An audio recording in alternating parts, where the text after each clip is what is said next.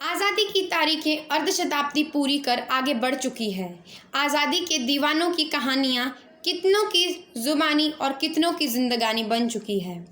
इस गुलाम बने देश को आज़ाद तुमने कराया है, सुरक्षित जीवन देकर तुमने अपना कर चुकाया है।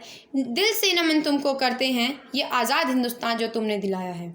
सुप्रभात निर्णायक गण, आज मैं नेहा नौटियाल कक्षा BBLLB तृतीय वर्ष की छात्रा आप सभी के समक्ष प्रस्तुत विषय हम आज़ाद हैं पर अपने विचार प्रस्तुत करने जा रही हूँ। लगभग 200 वर्ष के कठोर संघर्ष के बाद 15 अगस्त 1947 को भारत माता के क्षितिज पर स्वतंत्रता रूपी सूर्य का उदय हुआ था और हमारी अपनी सरकार सत्ता में आई थी। स्वतंत्रता की पहली पृष्ठभूमि का पन्ना इतिहास के स्वर्ण अक्षरों में सन 1947 को अंकित किया गया था। 26 नवंबर 1949 को संविधान बनाने वाली सभा चर्चा में आई थी।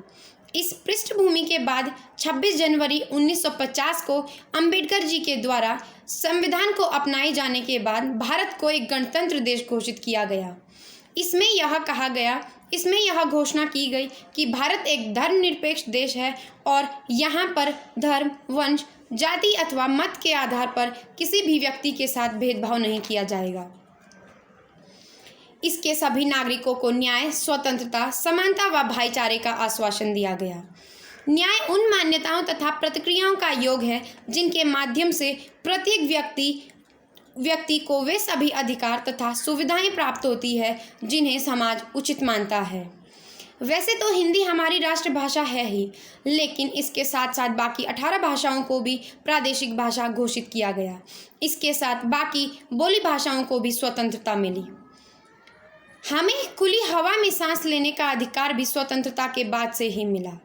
अपने अधिकारों को सही से जीना ही आज़ादी कहलाता है।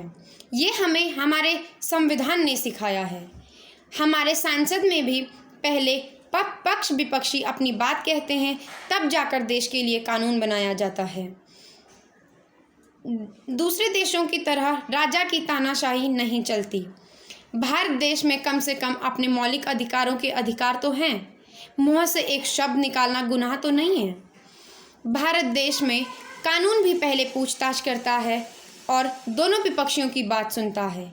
इराक, ईरान या दुबई जैसे शहरों की तरह नहीं होता कि बिना कुछ पूछताछ या बिना कुछ बोले इंसान को सज़ा दी जाती है या बंदी बनाया जाता है।